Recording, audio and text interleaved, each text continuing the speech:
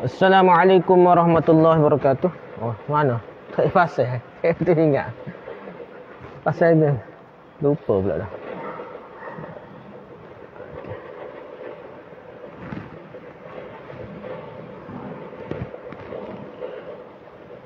Assalamualaikum warahmatullahi wabarakatuh. Alhamdulillah rabbil alamin wassalatu wassalamu ala asyrafil anbiya'i wal mursalin sayyidina Muhammad wa ala alihi wa sahbihi ajma'in. Rabbi shrah li sadri wa yassir li amri wa hlul 'uqdatam min lisani yafqahu qawli, amma ba'du. Kita sambung balik kitab kita ni. Yalah. Tajuk bubuh ni fiqh sunnah lil Imam Syafi'i, fiqh sunnah mengikut Imam Syafi'i. Kitab sebenarnya bahasa Arabnya At-Tadhhib fi Adillati Matan Ghayah Taqrib. Ia tahqiq bagi dalil kepada kitab Matan Taqrib. Matan Ghayah wa Taqrib.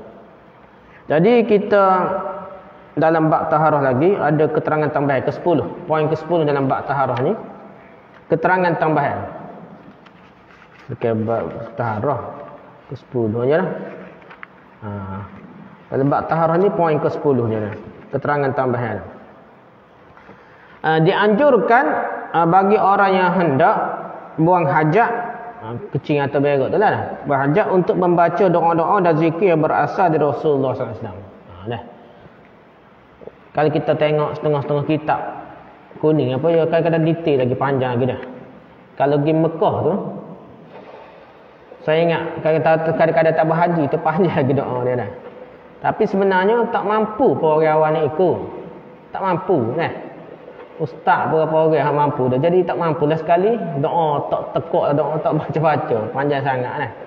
Jadi kita ni padan cukuplah kita berzikir ke doa ke berdasarkan apa yang Nabi ajar, betul-betul serupa dengan hadis. Cukup dah. Bukan isu bid'ah tak bid'ah, isunya kemampuan kita dah. Jangan kita memberatkan diri dengan doa-doa yang panjang Tok Wali ni, Tok Guru ni ajar sehingga kita tidak mampu nak amal pun sebenarnya tak mampu nak amal. Jadi kita kira doa dan zikir serupa dengan Nabi ajar dah. Baik ketika masuk ataupun keluar tandah. Adapun doa sebelum masuk tandah. Sebelum kita masuk tandah, baca bismillah. Bismillah ni antara bendanya, fadilat dia ni lebihnya. Kita baca bismillah. Syaitan iblis ni jadi buta sikit. Kita nak pecah tukar pakaian dah. Kita baca bismillah ni jadi macam buta. Iblis, syaitan iblis ni. Jadi kita molek, kita bismillah nak pecah pakaian, nak masuk tandah baca bismillah. Pakai piyah kan? Pakai piyah. Kapih ada orang kata tak pergi kecing, setan berok lah kecing. Tidak sabit ni. Tidak sabit. Ada riwayat kata bakar buat. Tapi tidak sabit lah. Tidak mesti kita pakai kepiyah ni. Ketika masuk tandah ke apa, tidak mesti lah. Tapi baca penting bismillah. Bismillah tu memang Nabi ajar. Bismillah sebelum pecah pakaian, sebelum masuk tandah. Lepas tu baru kita baca Allahumma inni a'udzubika minal khubuthi wal khaba'ith. Allahumma inni a'udzubika minal khubuthi wal khaba'ith. Nah. Dengan menyebut asma Allah, bismillah dengan nama Allah, ya dengan nama Allah nah. Kita minta dengan pertolongan Allah, guna nama Allah kita masuk ni. Kita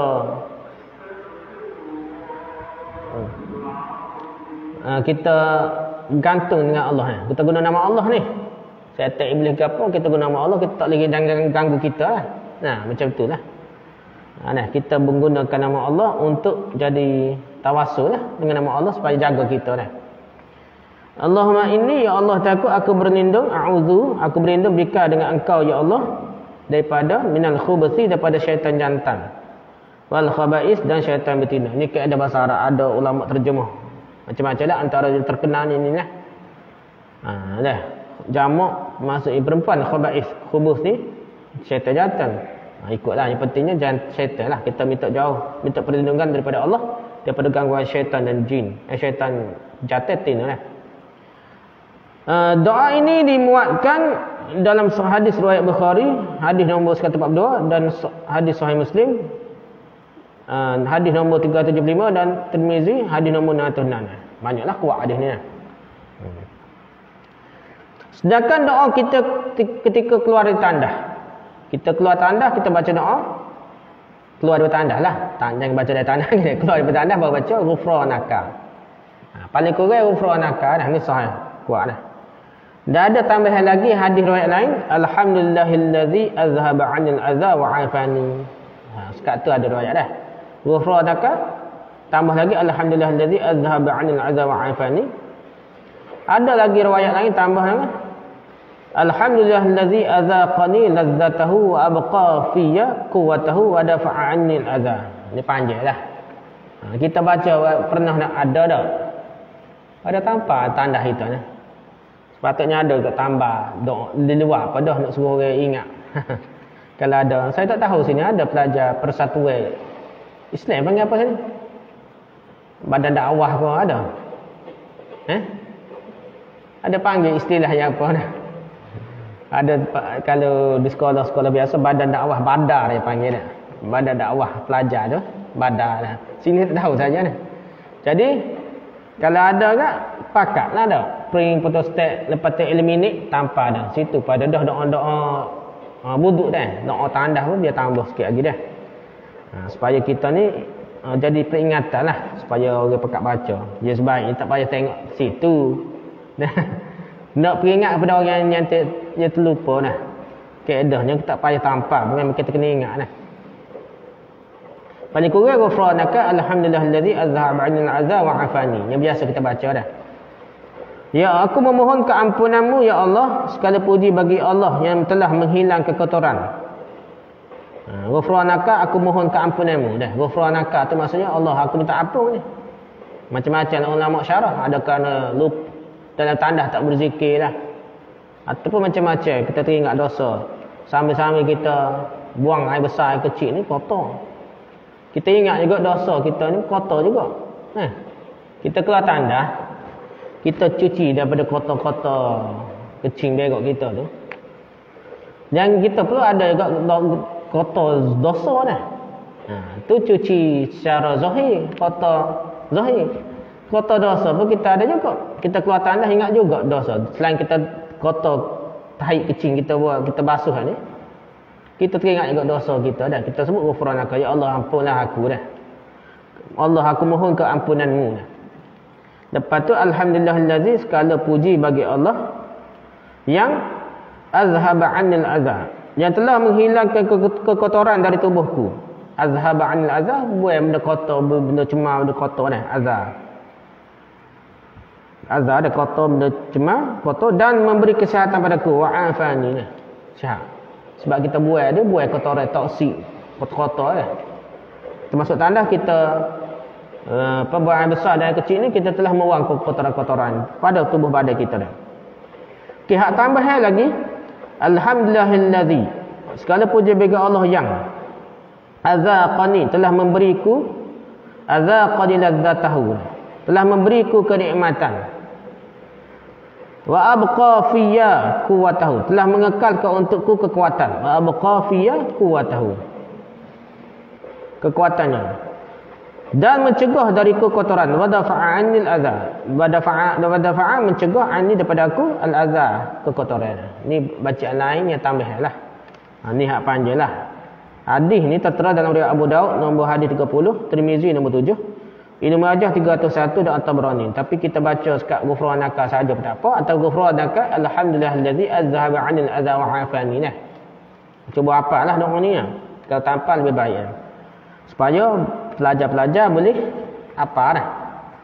Okey, perkara ke-11 dalam bab taharah bersuci ni, perkara-perkara yang batalkan wuduk. Perkara-perkara yang batalkan wuduk ada 6 perkara batal wuduk. Pertama, keluarnya sesuatu dari kubur dan dubur. Kubur bahagian depan lah. Ada kemaluan tu. Dubur tu belakang lah. Ada dubur. Keluar sesuatu tu kira batal lah wuduk kita.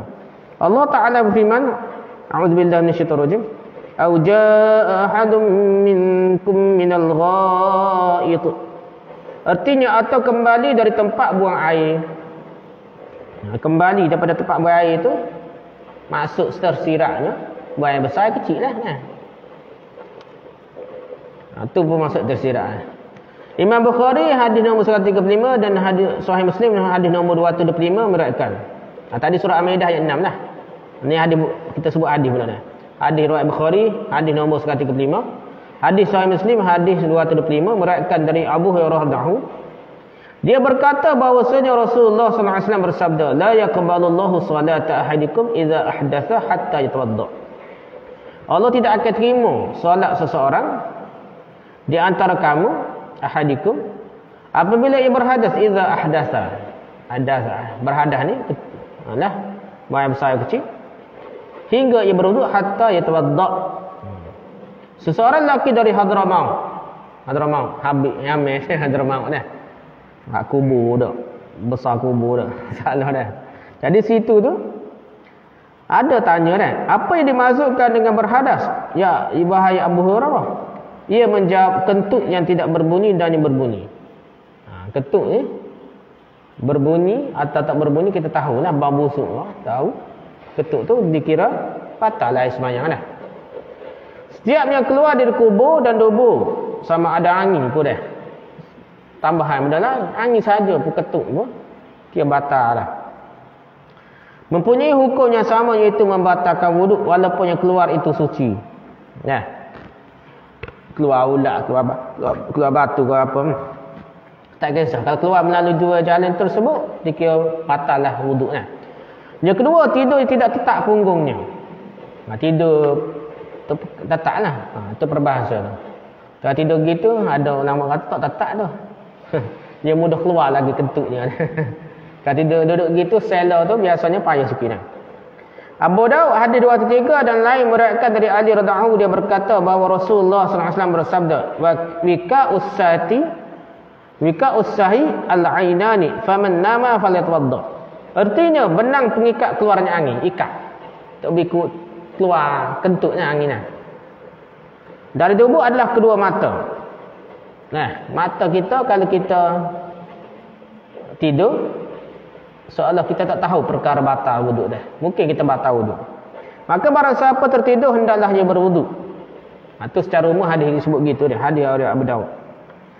Maknanya ketika orang tersedar, ia dapat merasakan dan menahan apa-apa yang keluar dari tubuhnya. Kalau dia tak bertidur, ia sedarlah ketuknya, keluar angin. Tapi kalau ia tidur, tak tahu dah. Namun waktu ia tertidur, tidurnya menjadi dugaan keluarnya sesuatu dari lubang tubuhnya. Mungkin keluar sesuatu dia tidak sedar kalau dia tidur. Jadi maksudkan tidur tetap punggungnya adalah orang yang tidur dengan menduduki kedua punggungnya. Duduk rapat punggungnya. Dengan perkiraan ia tidak akan terjatuh meskipun tidak bersandar pada sesuatu. Dia tidur tu tak nyandar, tak tumbel. Kalau tidur kuat dah. Tumbal-tumbal tu tak boleh pakai lah. Tidur kan, dia gitu, kepala tu turun. Tak terangkat punggung kita kata lah. Dia tetap punggung dia, tidaklah batal wuduk. Mengikut mazhab kita lah. Mazhab Syafi'i. Walaupun tak bersandar di mana lah. Wuduk dalam keadaan seperti ini tidak batal, kerana ia dapat merasakan apa-apa yang keluar dari tubuhnya. Dia boleh berasa lah. Duduk rapat. Kalau nak keluar tu dia kena congek sikit lah punggung. Baru dia terkeluar lah. Masa dia duduk rapat sungguh punggung dia, sehingga payah keluar angin daripada punggung dia lah. Daripada tubuh dia. Okey, habis itu dah. Jadi secara umumnya duduk gini tak batal lah. Kita semuanya jemaah bila tidur lah. Ceramah ustaz ceramah bila tidur lah. Jadi tidur tu dalam keadaan begini tidak batal lah. Tidur dari kelas batal lah. Tidur dari kelas tu tidak atas kursi dah. Tidak rapat punggung macam ni dah. Boleh kata batal lah sebenarnya dah. Ambil sembahyang mula lah. Okey, yang ketiga, hilang akal baik kerana mabuk ataupun sakit. Hilang akal. Apa gila ke hilang akal lah dah.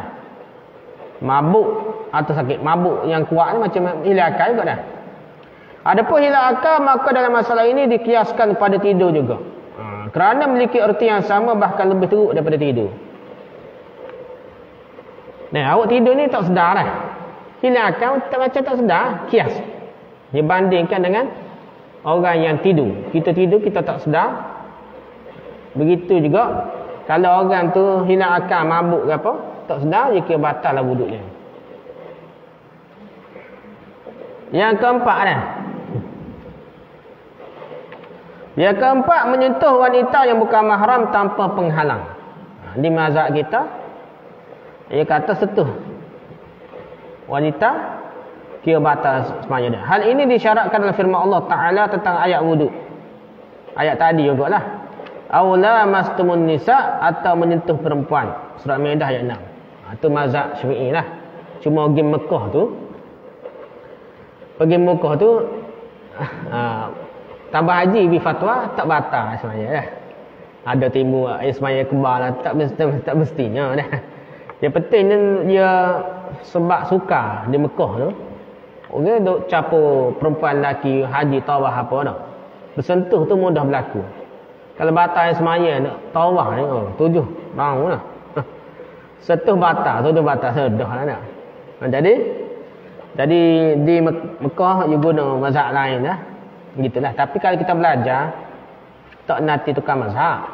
Mazhab Syafi'i, dalam ulama dan mazhab Syafi'i pun ada yang berpegang tidak batal lah. Itu kalau belajar lah. Sebab la mastumun nisa tadi dah. Lalu ayat Quran tadi sebelum ayat ni dia kata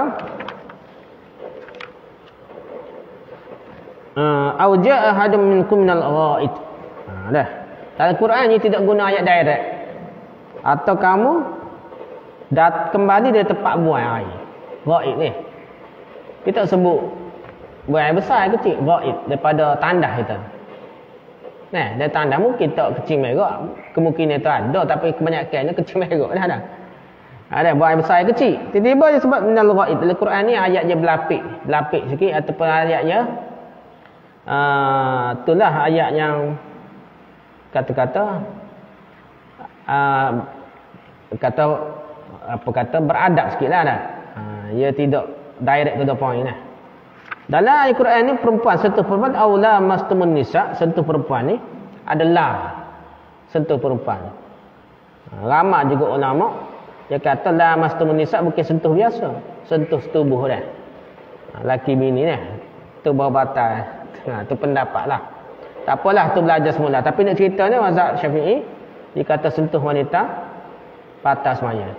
Ada pula bahan dia. Tu bukan mahram pula batal, tak batal. Ada kata batal juga. Itu banyak perbincangan lah. Secara umumnya sentuh di sini adalah wanita ajnabi. Wanita yang boleh kahwin lah. Kalau mak, adik, kakak, anak tidak batal lah semaya dah. Okey. Yang kelima, menyentuh kemaluan manusia dengan telapak tangan. Kalau sentuh belakang telapak tangan ni belakang ni. Batal tak? Tak batal dah. Batalnya hang ni telapak tangan ni. Tepi ni pun tak batal dah. Tak apalah, artinya telapak tangan saja. Tepi ni ke belakang ni tempat sentuh. Pasal ni, tepi ni pun tak batal lagi. Setengah-setengah ulama Syafi'i dia detailkan perbahasan tersebut lah. Imam yang lima menyebutkan 5 kitab hadis. Selain Bukhari, Muslim, Abu Daud, Tirmizi, Nasa'i, Ibnu Majah, selagi apa? Matok tu. Ada 5 kitab hadis. Selain Sahih Bukhari dan Sahih Muslim disahihkan oleh Tirmizi, hadis nombor 82. Dari Busrah bin Safwan radhiyallahu bahawa Nabi sallallahu alaihi wasallam bersabda, "Man massa zakarahu fala yusalli hatta yatawadda." Artinya barang siapa yang menyentuh kemaluannya, dia tidak boleh solat kecuali dia berwuduk. Sentuh, betul-betul sentuh dengan tapak tangan, dia tidak boleh solat kecuali dia berwuduk. Hadis ini termasuk kemaluan lelaki dan kemaluan perempuan, serupa. Sebagaimana ia juga termasuk kubul dan dubur. Jadi kiyah. Hadis zakar ni kemaluan lelaki yang benar perempuan ni farash gitu dah. Tapi lelaki ni zakar. Tapi dia kias. Serupa lah. Kemudian lelaki perempuan yang bersama. Punggung. Tak adalah hadis tak sebut punggung dah. Dubur dah. Dalam hadis tak sebut dubur. Cuma dia kias dengan kemaluan dah. Tempat-tempat yang sensitif lah. Tempat-tempat sensitif ni. Dia kira batal semuanya dah. Kubur, dubur. Depan belakang. Lelaki perempuan kira batal belakang. Celah tu lah. Tepi punggung tak batal. Nah. Tepi zakar pun ada bahan dah. Batu tu tidak ada batal. Ada perbahasan dah. Tadi gitulah lebih kurang dah. Yang pentingnya bukan betul-betul kuasa tu. Bukan dia kuasa tepi punggung tak batal. Betul-betul celah dan lubang tu nah. Okey. Dia kena menyentuh lingkaran dubur menurut qaul jadid. Lingkaran dubur ni qaul qadim tak batal, qaul jadid batal. Qaul jadi adalah mazhab Imam Syafi'i radhiyallahu anhu semenjak beliau berada di Mesir. Imam Syafi'i, mazhab Syafi'i ini ada dua pendapat dia, qaul qadim dan qaul jadid. Qadim ni semasa jadi Baghdad di Iraq, qaul qadim ni. Lepas tu dia pergi ke Mesir. Ke Mesir tu banyak pendapat dia bertukar juga dah. Banyak jugalah pendapat Imam Syafi'i bertukar. Ijtihad baru dia panggil qaul jadid, qaul baru dah semasa di Mesir. Mesir itulah timbulnya mazhab dia kuatlah. Imam pengikut-pengikutnya yang hebat, Imam Muzani, Imam Buaiti ke apa dah, imamnya besar.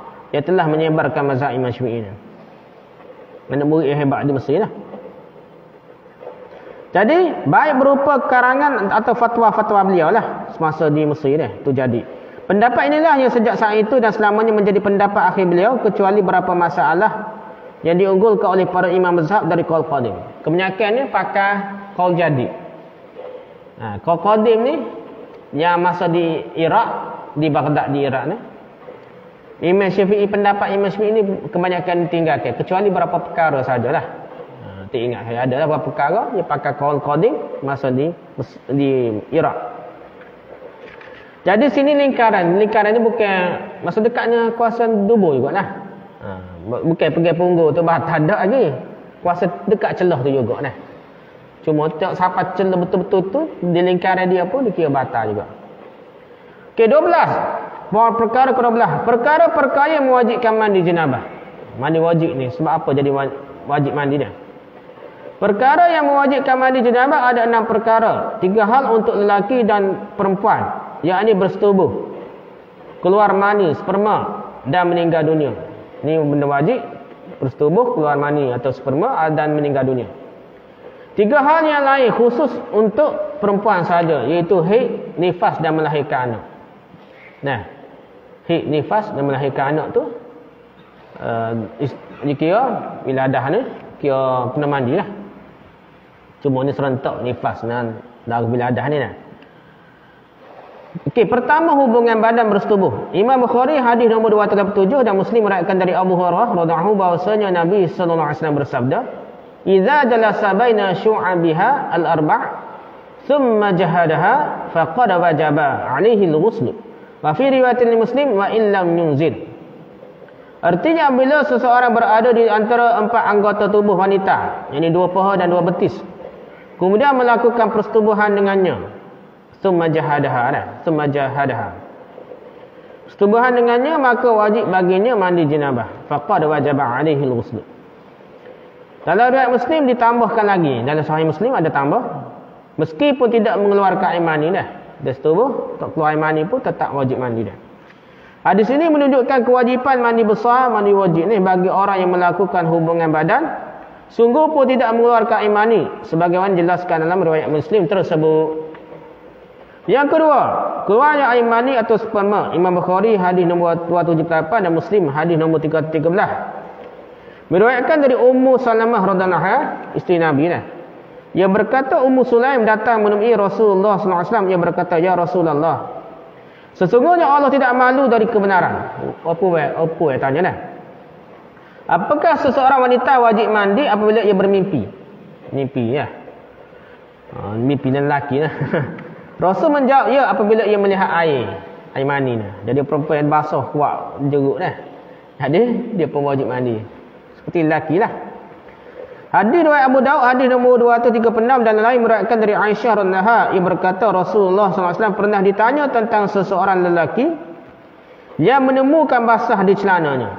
Dia tidur, seluar dia, kain dia ke seluar dia, pagi-pagi esok basah.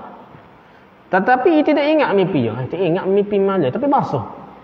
Macam mana nak buat dah? Beliau SAW bersabda, ia wajib mandi. Tak ingat mimpi ke apa-apa, wajib mandi dah kalau tengok basuh. Juga pernah ditanya tentang seorang yang bermimpi melakukan jima, tetapi tidak mengeluarkan air mani. Dia rasa mimpi tubuh mana dah, tapi tak keluar air mani. Rasul menjawab, tidak, dia tidak wajib mandi. Tak wajib mandi.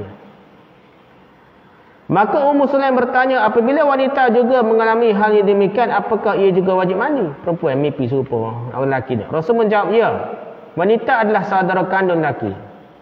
Wanita ni manusia juga. Macam lelaki jugalah. Dia ada nafsu, dia ada. Jadi benda tu serupa. Maksudnya wanita yang menyerupai lelaki dalam hal penciptaan dan tabiatnya. Seakan-akan mereka dibentuk dari bahagian lelaki. Sama-sama manusia berlaku serupa yang perangai. Okey.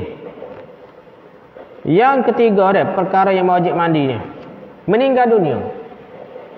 Imam Bukhari hadis nombor 1195 dan Muslim hadis 939 meriwayatkan dari Ummu Atiyah Al-Ansariyah.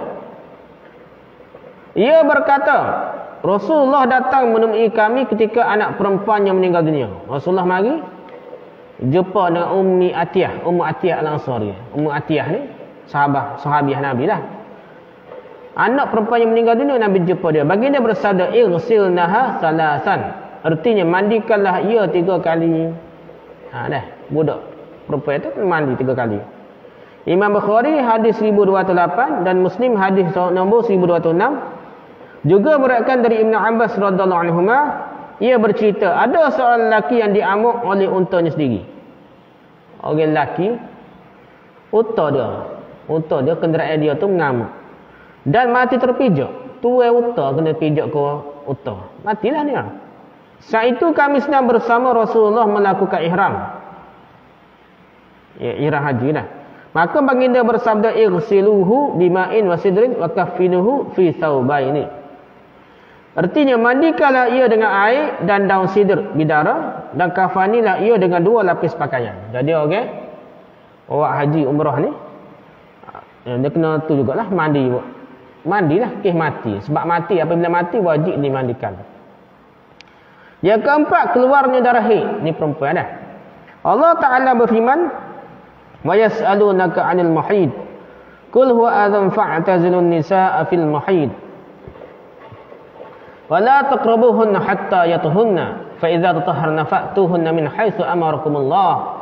Innallaha yuhibbut tawwabin wa yuhibbul mutatahhirin." Artinya, dan mereka bertanya kepadamu wahai Muhammad mengenai hukum haid. Perempuan darah haid keluar dah. Katakanlah darah haid itu satu benda yang menjijikkan dan mendatangkan mudarat.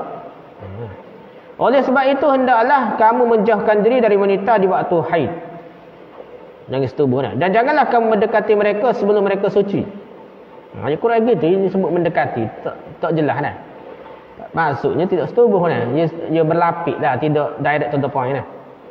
Apabila mereka telah suci, maka campurilah mereka itu di tempat yang diperintahkan oleh Allah kepadamu. Dah. Apabila suci bolehlah setubuh. Sesungguhnya Allah menyukai orang-orang yang bertaubat dan menyukai orang-orang yang menyucikan diri. Sebelum mereka suci.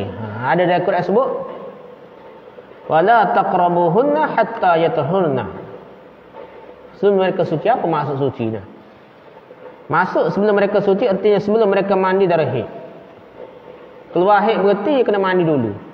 Selagi tak mandi, maksudnya wajib mandi lah. Wajib mandi haid dah. Mandi wajib. Mandi sebab haid tu mandi wajib. Diwajibkan mandi dah. Imam Bukhari hadis 314 meriwayatkan dari Aisyah radhiyallahu anha yang berkata bahawa Rasulullah SAW bersabda kepada Fatimah binti Abi Hubaysh radhiyallahu anhu. Dia berkata, "Idza aqbalatil haidah fada'i as-salah wa idza adbarat faghsili wa salli." Artinya apabila waktu haid datang, perempuan yang haid mari dah, darah keluar, tinggalkanlah solat. Fada'is solat. Tinggal semaya dah. Perempuan boleh tinggal semaya kalau haid. Kerana dan apabila telah berakhir haidnya, idza adbarat, maka mandi dan solatlah faghsili wa salli. Jadi lepas kena mandilah. Faghsili dia kena mandi wajib. Perempuan kalau haid mandi. Awak lelaki tapi awak apabila awak kahwin, bini akan tanya. Bini akan tanya. Jadi benda ni kena tahu dah. Tapi sekarang dia satu perbincangan dakwah macam mana dan mana. Yang pertama kita kena yakin lah. Kita kena berdasarkan ilmu kita. Dan sebenarnya boleh dipakai ilmu doktor berbanding ilmu kitab fiqh.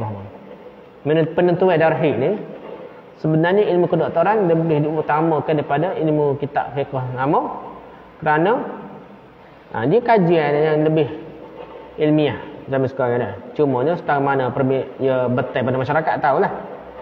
penentuan darah haid sebenarnya. Okey.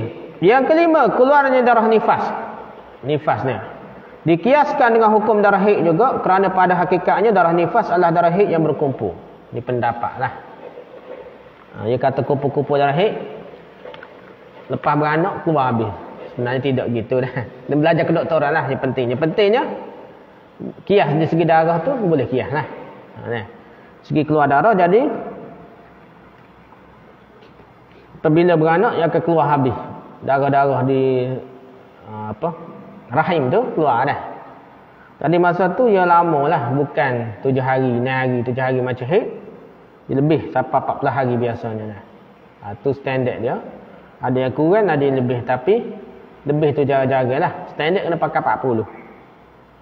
Lepas tu maksimum ikut mazhab kita 60. Jadi kena start bayar semayang lah. Yang keenam, setelah melahirkan anak, darah wiladah lah. Kerana bayi yang keluar dari rahim terbentuk dari air mani dan biasanya keluar bersama-sama dengan darah. Jadi kalau orang tak ada darah nifas, anak tu sendiri pun kena mandi dah. Tapi biasanya ada lah. Dia akan keluar juga sikit. Jadi kiranya sebenarnya perbahasan wiladah ni hampir sama dengan nifas lah. Darah kerana beranak lah, dah kerana beranak lah. Okey, rukun mandi jenabah. Rukun mandi jenabah ada 3 sahaja dah. 3. Pertama, niat. Berdasarkan hadis innamal a'mal binniyat. Artinya sesungguhnya setiap amal mestilah diiringi dengan niat. Niat-niat ni tujuan dah. Qasad. Tujuan. Kita tahu nak mandi apa. Dia bukan sebut niat dalam hati. Sahaja aku mandi wajib kerana Allah Ta'ala ke apa dah. Dalam hati baca tak semesti gitu. Kita tahu kita nak mandi dalam hati, telitah nak mandi. Mesti ada sebab. Kerana Allah. Otomatik kerana Allah. Jadi benda tu lintas hati saja dah, bukan bacaan dalam hati. Yang kedua, menghilangkan najis yang melekat di badan. Rukun mandi jenabah ni dah. Selari dengan hadis diriwayatkan oleh Imam Bukhari, hadis 246 dan dari Maimunah radhiyallahu anha. Berkenaan tata cara mandi besar, mandi wajib lah, mandi besar, Rasulullah SAW ia berkata bahawasanya bila membasuh kemaluannya dan membersihkan bahagian tubuhnya dari najis dahulu. Nabi cuci dulu daripada najis dulu sebelumnya mandi seluruh tubuh dah. Imam Nawawi menegaskan hal ini dalam beberapa kitabnya. Dia menerangkan, 1. Siraman air cukup untuk menghilangkan najis dan hadas dari badan. Inilah pendapat yang lebih dipegang para ulama. Adapun sunat mandi adalah membersihkan najis yang melekat di badan sebelum menyiramkan air ke seluruh tubuh. Kita boleh kena beginilah. Bila najis ni serentak tak apa. Bila mandi, sambil-sambil kita mandi, najis tu keluar dah, jatuh ke, cuci ke, kira boleh lah, serentak lah. Tapi cara lebih yang sunatnya kita bersihkan najis dulu. Bukan wajib, cuci najis dulu sunat lah. Jadi kita basuh kawasan kemaluan, kawasan keluar najis tu supaya kita mandi tu dalam keadaan telah cuci dah, untuk meratakan tubuh saja dah. Tapi kalau kita buat serentak, mandi sekali dengan basuh. Mandi sekali dengan basuh tak ada masalah. Boleh juga lah. Tapi lebih baiknya sunat kita basuh kawasan-kawasan najis. Sudah kawasan najis sudah, baru kita mandi seluruh tubuh lah. Yang ketiga, rukun mandi jenabah ni meratakan air ke seluruh rambut dan seluruh kulit. Imam Bukhari hadis 245 dan Muslim hadis 316 meriwayatkan dari Aisyah radhiyallahu anha, dia berkata, apabila Rasulullah sallallahu alaihi wasallam mandi jenabah, mandi junub, mandi wajib, mandi jenabah ni, baginda memulainya dengan membasuh kedua tangan, lalu berwuduk. Selanjutnya wuduk untuk solat. Ginilah basuh kemaluan dulu, basuh benda kotor najis, lepas tu basuh kedua tangan, lepas tu ambil wuduk untuk solat dulu. Pun ambil sembahyang biasa lah. Kemudian memasukkan jari-jarinya ke dalam air dan membersihkan sela-sela rambut hingga pangkal rambut. Style kita kata macam cetu, macam apa? Nyedok dah. Cedok basuh sikit-sikitnya. Memula masuk jari-jari ke dalam air dan bersihkan sela-sela rambut. Ambil air masuk dalam sela rambut hingga pangkal rambut dah. Dilanjutkan menyiramkan air ke atas kepala sebanyak 3 cedokan tangan. Ambil cedokan tangan juga dah. Tak atas kepala, cedok tangan, tak atas kepala 3 kali. 3 cedokan tangan. Diakhiri dengan meratakan air ke seluruh kulit. Lepas 3 kali kepala. Lepas tu barulah seluruh tubuh. Sekarang ni kita ada air pancu, nak mudah lah. Tu cerita tak ada air pancu, begitulah cara. Orang tambah-tambah negara Arab payah lah. Dulu mana ada air paik lah. Jadi, tu cara. Dan tidak timbul air mustakmal, sentuh air mustakmal tak ada dah. Jadi jangan berwaswah. Becik sikit waswah, tu karut berlaku dah. Yang tak bolehnya kita sengaja menyimpan air bekas wuduk kita. Kecuali untuk berubat. Kita cerita dia sebelum ni untuk berubat sihir, penyakit ain, bukan sihir pun penyakit ain. Boleh berubat lah. Okey. Kita ambil wuduk, lepas tu mandi. Lepas tu ada orang bincang, tersentuh kemaluan pula macam mana lah. Kita rasa ambil semayang mula dah. Ada kata tak payah ambil dah. Serentak dah. Ada ulama kata tu ada dah. Walaupun kita tersentuh, sebabnya kita sekali naik turun dah. Kalau kita rasa nak sedap, kita ambil semayang mula. Kalau kita rasa tersentuh, ingat sentuh ni betul-betul tapak tangan dah. Sentuh sini tak, sentuh sini tidak, batal semuanya kalau kena zakat tak. Okey.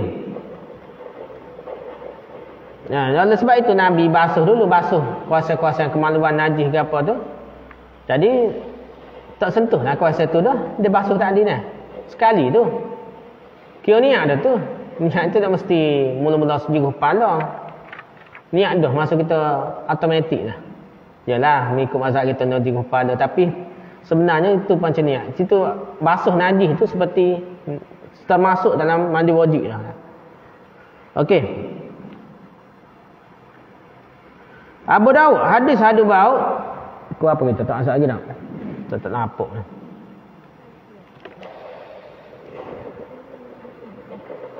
Masa dah lagi seminit ni. Sikit boleh lah. Ya Abu Daud hadis 249 dan lain-lain menyerahkan dari Ali radhiyallahu, dia berkata, aku mendengar bahawa Rasulullah sallallahu alaihi wasallam bersabda, man taraka mawdi'a sya'ratin min janabatin lam yusibahal ma fa'alallahu kadza wa kadza minan nar. Artinya barang siapa meninggalkan seotah rambut selai rambut ketika mandi jenabah, mandi junub, mandi wajib apa ni nak, sehingga tidak terkena air, tak kena air, okey, tak rata lah maksudnya, maka Allah akan berbuat begini dan begitu kepadanya dari api neraka. Kena api neraka lah. Ali radhiyallahu menambahkan, oleh kerana itulah aku memusuhi rambutku. Maksudnya dia selalu mencukur botak rambutnya. Riwayat ni dia takut tak rata air cukur rambut. Tapi tak tahulah kuat setara mana hadis ni. Tapi tidak. Tapi yang pentingnya usaha sedaya. Jangan was-was pula dah. Kita usaha supaya rata kita mandi junub dah. Setakat itulah perbincangan kita. Habis ini rukun-rukun mandi. Perkara yang mewajibkan mandi. Sunat-sunat mandi kita bincang lepas ni pula. Wallahu a'lam. Subhanakallahumma hamdika, subhanakallahumma hamdika, subhanakallahumma hamdika, asyhadu an la ilaha illa anta, astaghfiruka wa atubu ilaik. Assalamualaikum warahmatullahi wabarakatuh.